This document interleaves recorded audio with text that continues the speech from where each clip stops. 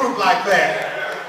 We didn't have a lot of college students that were trying to get to church, trying to have a relationship with the Lord.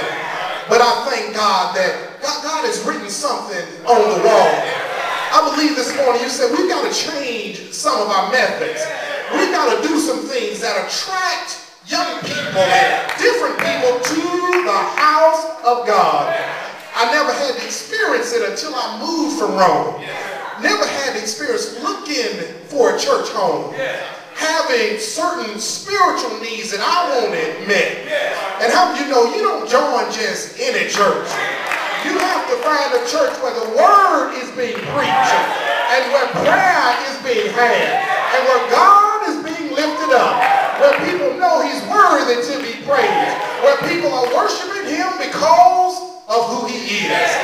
That's why it's so important that the church realizes we have some writing on our walls. But when we look at this scripture this morning, Daniel sets it up where the king Belshazzar is throwing a party because his kingdom is under siege, going into battle. Morale is low. So we're going to throw a party to get our spirits up. And he's going to bring in 1,000 of his lords, his wives and his concubines and all the people who can lift up our spirits. Let's bring them together and let's drink wine together and have a party, because we don't know what tomorrow holds. And so here is this king Belshazzar. He tells him, go get those vessels that used to be in the temple of Jerusalem, those things of that God. Go get them and bring them here, and we will drink wine together out of those vessels of that God. This house, this party house, so full of sin, full of ungodliness, full of blasphemy, all of this partying and raucous behavior filling the house. I can imagine those people of God who were in exile right there in Babylon were probably in houses around this hall, listening to all of this debauchery, listening to the name of God being used as a punchline. I can imagine the people of God on the outside listening to all of this party and being filled with righteous indignation. I can imagine someone sitting on the outside saying, if I could just get in there, I would stand up for my God. But God had already declared, be still and know that I am God. I will be exalted among the heathens. I will be exalted in all the earth. So God had already taken notice of what was going on in this hall. My brothers and sisters, you got to be careful, because there's some situations we put ourselves in where we don't invite God in also. There's been some periods in our lives where we didn't want God to show up. We wanted to have fun and be in the midst of this world. But I need to share with you that in the midst of your sin, in the midst of your ungodliness, in the midst of your broken relationship, God is sitting back and he's taking notice of what's going on in your life. He's looking at how much he's blessed you and how much of a blessing you've been for him. He's looking at how many times he's brought you out only to see you choose to go back in. God is sitting from a distance and he's watching and he's taking notes. And here in this hall, in Babylon, under the king Belshazzar, in the midst of this party, God decides to show up.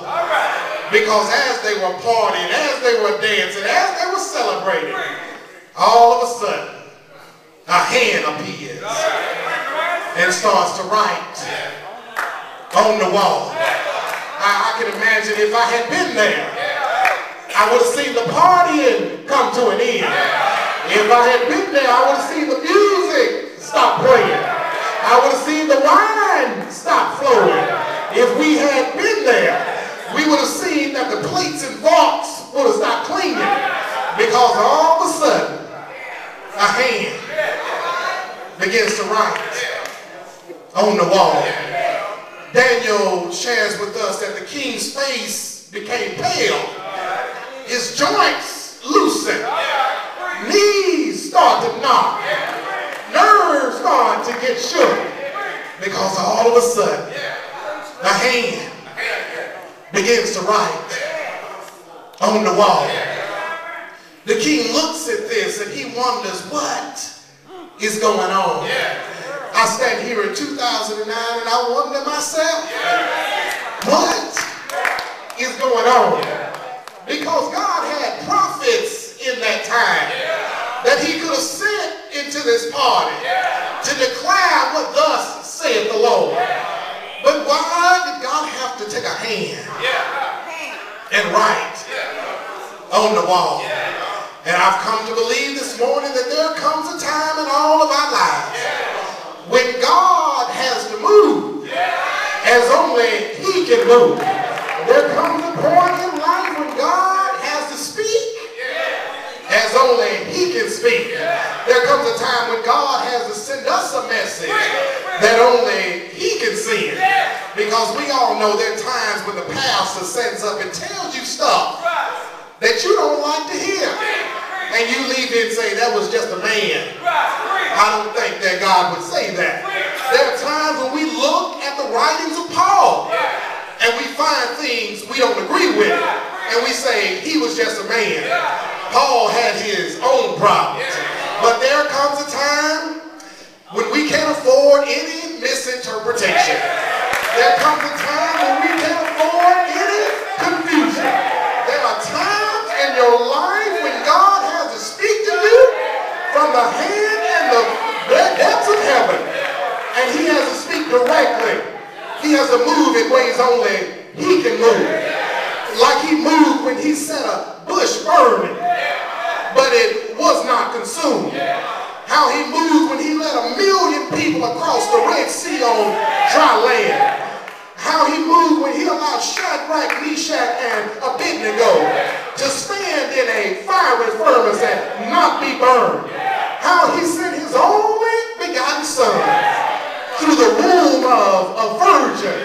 There are times when God has to move in ways only he can move. And so here he is in the midst of all of this sin, all of this worldliness, all of this ungodliness. And all of a sudden, a hand begins to write on the wall. Everybody looking, and the king says, bring me my astrologers. Bring me my soothsayers. Bring